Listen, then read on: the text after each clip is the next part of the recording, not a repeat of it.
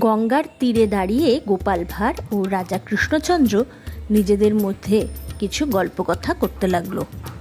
রাজা কৃষ্ণচন্দ্র বললেন, গোপাল, তুমি দেখবে এই সময় যদি বাজার থেকে কেউ ইলিশ মাছ নিয়ে আসে, রাস্তায় কেউ না কেউ তাকে ইলিশ মাছের দাম জিজ্ঞেস করবেই।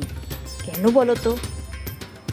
গোপাল বলে, মহারাজ, এটা বাঙালির স্বভাব, তার উপর আবার ইলিশ মাছ, দাম তো জিজ্ঞেস করবেই।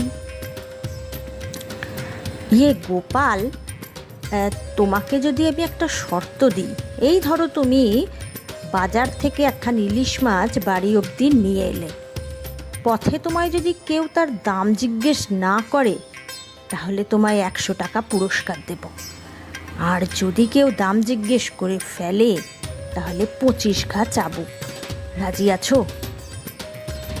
গোপাল বললে, হ্যাঁ হ্যাঁ মহারাজ, চেষ্টা করে দেখতে কি ক্ষতি, 100টা টাকা এলে তো ভালোই হয়। ঠিক আছে মহারাজ, কালকে সকালেই দেখা হবে। মহারাজ তার বিশ্বস্ত চরদের গোপালের সাথে পাঠিয়ে দিলেন। গোপাল নদীর ধার থেকে জেলে মারফত একটা ইলিশ মাছ নিয়ে রাস্তায় হাঁটা দিল। হাঁটা দেওয়ার আগে একটা গাছের তলায় গোপাল দাঁড়িয়ে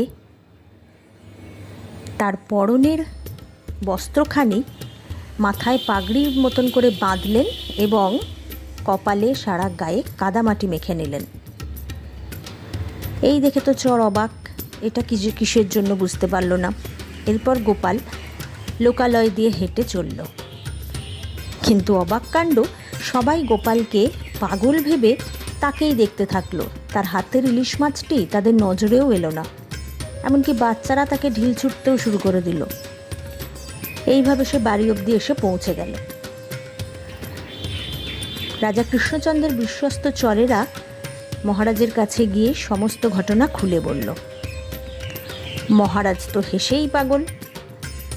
না, গোপালের সত্যি বুদ্ধি চরম।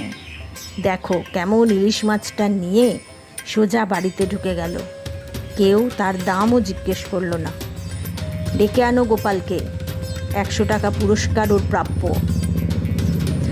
গোপাল তখন রাজপ্রাসাদে ঢোকার আগে মাথার পাগড়িটা খুলে পরনে জড়িয়ে ইলিশ মাছ নিয়ে প্রবেশ করলো।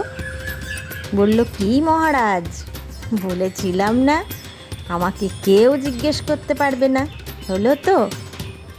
হ্যাঁ হ্যাঁ হ্যাঁ গোপাল, আমি তোমার কাছে মাথা নত করছি, এই নাও তোমার 100 টাকা পুরস্কার।